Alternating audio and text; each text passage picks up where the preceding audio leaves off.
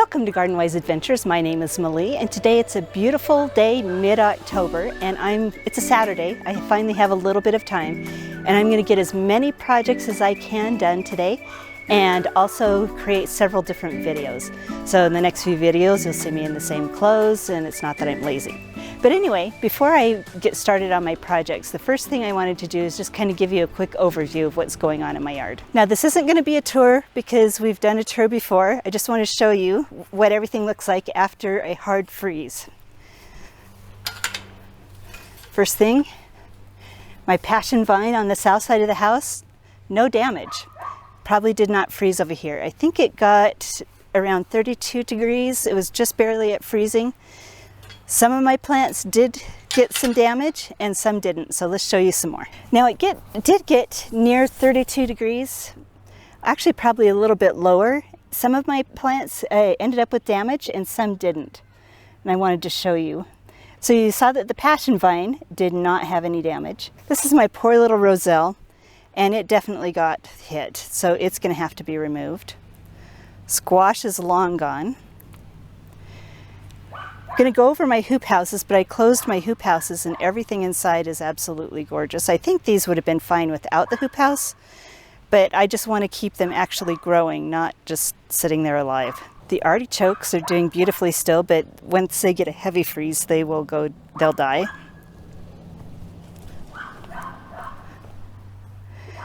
Zinnias are gone. Everything in here is gorgeous. So these are double hoop houses, and I'll do a video on how I've protected everything from freezes later.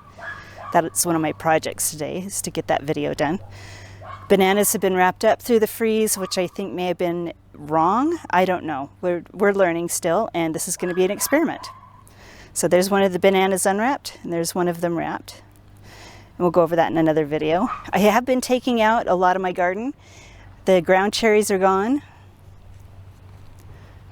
Kale is great. Sorry about my shadow. The other hoop houses are double. This is a single, and I put some frost blanket over the top of the vegetables inside during the frost. So we've got some cabbages and some kohlrabi look gorgeous. There's some arugula, the little bit of spinach in the background.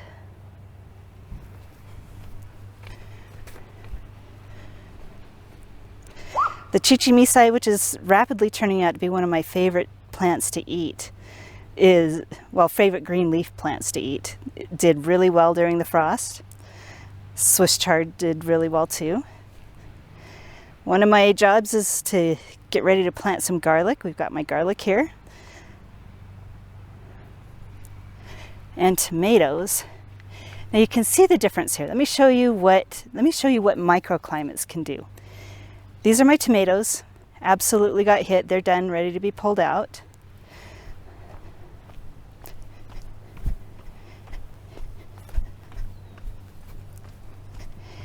Here's my sun gold tomato at the bottom of the hill. Really was hit hard. And here's my sun gold tomato at the top of the hill. I'm not seeing, well, maybe a little tiny bit of frost damage. The tomatoes, obviously, let me see. They don't feel, usually when they've been hit by frost and frozen, they start to feel mushy, and this feels absolutely beautiful. So I may still get some cherry tomatoes out of this. The flavor is going to change a little bit. Usually this time of year it changes and is not as sweet. But this cherry tomato is surviving, and this is what microclimates can do. So now this video is going to be something different. Let me show you what we're going to do. So right here we have my backyard food forest. Still have a lot of room to plant in. And one thing that I'm going to plant is saffron crocus. Now I love the saffron crocus. I planted some last year. It did really well. So right here is what the bulbs look like. Let's get this open and show you. Now these are actually, hopefully it will focus. These are actually called corms. This is the top, last year's growth. This is the bottom where the roots will come out.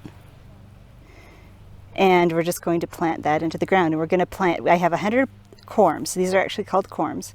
I have 100 corms. I'm going to plant 10 in each area. So let me show you what the saffron crocus looks like that I planted last year.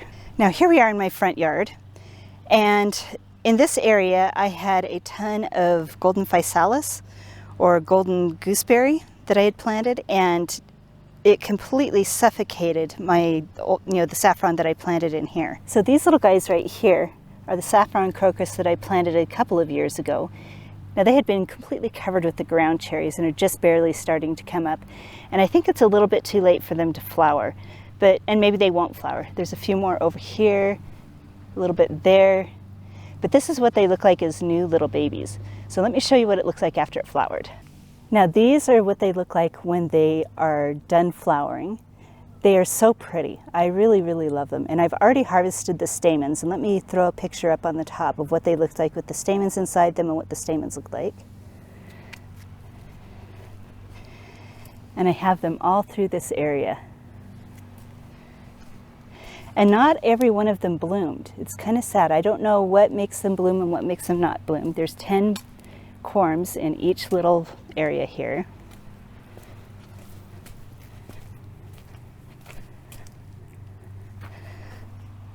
So this is the area that I planted them in. And they did quite well. Let me go show you what the saffron looks like now that it's dried. Now this is how I'm keeping my saffron crocus, in just a little jar. These are all the stamens that have dried. I used them last year in a saffron rice recipe. And now that I can't eat rice, I'm going to find a different recipe that I can use them with. But I got quite a few. I'm not sure how many, I quit counting, but there's probably at least 20, 25 stamens in there. So this is the area in my food forest that I'm going to plant them. I'm going to plant them in a line along here, just in clumps, not a straight line, a wavy line. And saffron really likes to stay dry. Now saffron does not like a rich soil, it does not like a wet soil, so I'm going to plant it in between my irrigation lines. This area only gets watered twice a week. It's topsoil that I brought in, and I'll put a video up on top how I built this food forest. But it doesn't like a lot of extras. It likes to be in kind of an unamended, unfertilized, drier area. That's why I stuck it on the edge of my driveway in the front yard. In that area, it doesn't get a lot of water, doesn't get a lot of fertilizer. I didn't amend the soil when I planted them. I'm not going to amend the soil. I may put a little bit of fertilizer in each hole because this is new topsoil.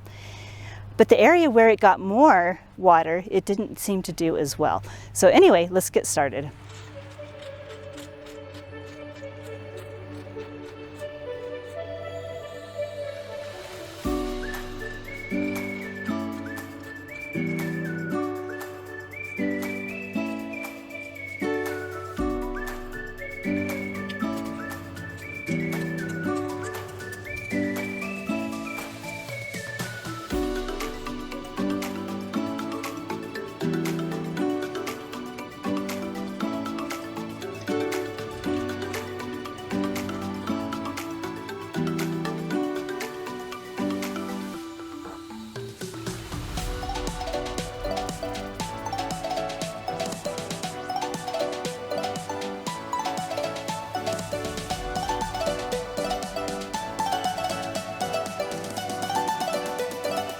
So here we have everything that I'm going to plant in the backyard. That was really easy. We've had a lot of rains, so the digging went very, very quickly. Now this is not the depth that I'm going to plant them. I'll show you in a little bit the depth that I'm going to plant them. But what I did do is do the spacing. There's 10 in each area, just a tiny bit of fertilizer, and we'll mulch over the top. And then we're just going to, I'll water them in, and then we're going to leave them. And they should do fine. We'll get foliage up in the spring and then foliage and flowers in the fall. So let me show you how I'm going to plant these. Now I don't think you can see me, but you can see my hands hopefully. This is what it's like when you have to videotape with one person. But what I'm going to do is I'm going to take one of these little corms. I'm going to dig down about twice the depth of the corm and then bury it. We're going to do that with each one of these.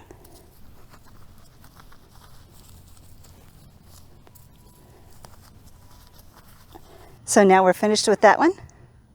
Let's get the rest of them done. Well, I was finally able to get all of those finished. It took probably about 20 minutes to plant 100 of those corms.